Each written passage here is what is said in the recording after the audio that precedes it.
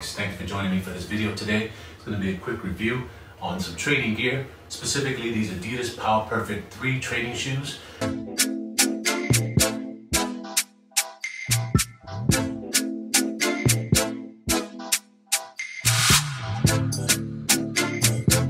I want to disclose first and foremost that I come from a place of very little experience when it comes to training shoes, being that these are my first.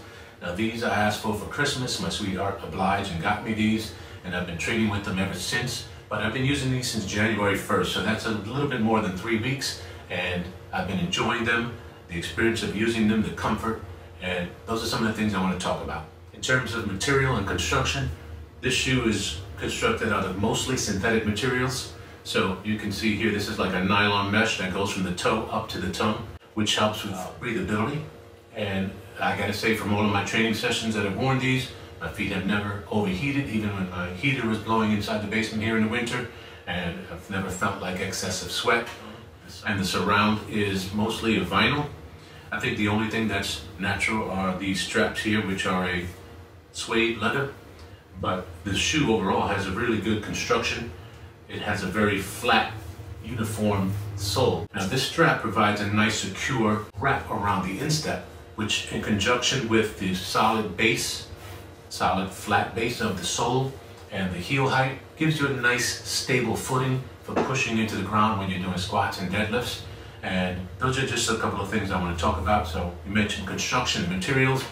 These are extremely comfortable, and I was pretty surprised, being that they're a synthetic material.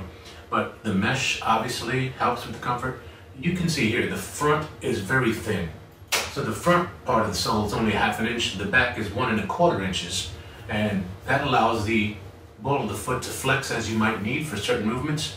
But the back, this foam is very dense and doesn't really give underneath your weight very much at all.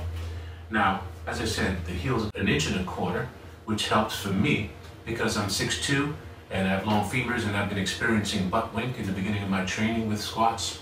I've tried, some of these rubber inserts that Rogue and other companies sell, putting those on top of my insole inside my shoe, but that's only a half measure, because if you don't have a nice flat base and you're still using them with like cross trainers that might have some knobby type of sole, you're still not going to get that nice flat surface you need for pushing and creating the stability you need when you are under load. Again, extremely comfortable, help with heat dissipation, and lightweight too. I have to say these don't weigh anything at all, really. Cost-wise, they are just over $100, I think $120, and compared to some of the other models from Adidas and other brands like the Nike Maleos, those are typically in the $200 range, which for me is expensive. I think they really will last a few years, especially given that you're only really going to wear them for training sessions. There won't be any wear and tear underneath the surface because I'm never walking outside with these. For the price of $120 or so, I think they are extremely useful, and they provide a good amount of value given that price point without having to really spend a ton of money. $200 for me is a lot of money on shoes, but I think the price point is excellent. Now, in terms of benefits, like I said, I have experienced butt wink in the past. Since wearing these shoes, I've had nothing but good experiences with them. Definitely provide a nice stable footing. I've never had a wobble where I've had to feel like I've had to rock back on my heels to gain my balance. Not once. And I definitely have experienced that in the past with some of the other shoes I've worn down here. But also the heel being so firm that if my balance did shift backwards, the rubber did not compress like on some of my other sneakers, where that compressed and then I felt like a wobble.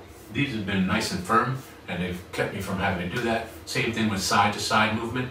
Even though they are soft mesh and a synthetic material vinyl on the side, this instep strap has helped with really keeping your foot grounded within the shoe. I definitely feel like it's helped me getting down into my squat, getting deeper into the squat, and not experiencing the butt wink I have in the past.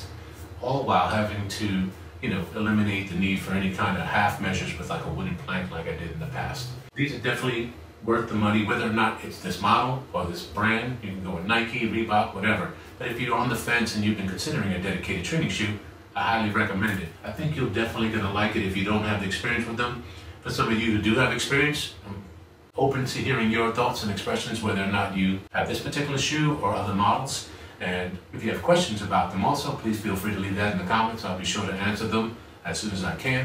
But that's pretty much it for these training shoes from Adidas. Top Perfect 3. So thanks again for your time. See you on the next video. Take care.